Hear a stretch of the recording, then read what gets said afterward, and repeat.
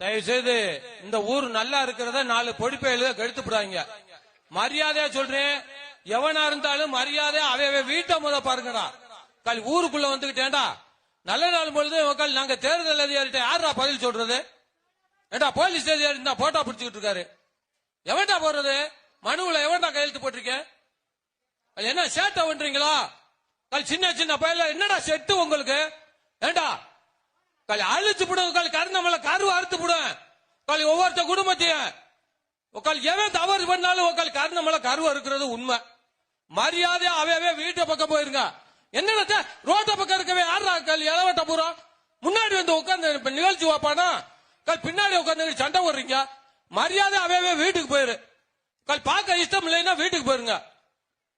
தயவுசெய்து சொல்கிறேன், ஊர் நல்லா இருக்கிறது 4 பொடி பசங்க கெடுத்துப்படுவாங்க.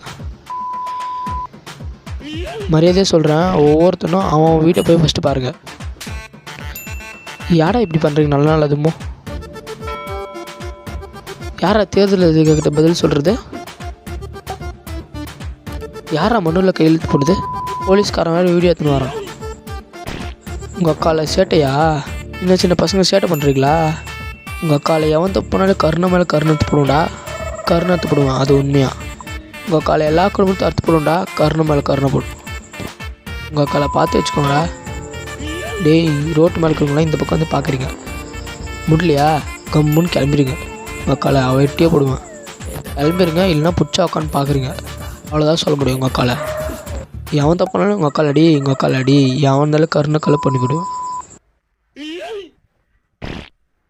சேட்டை பண்ணுறீங்களா? எல்லாரும் சேட்டை பண்ணுறீங்களா?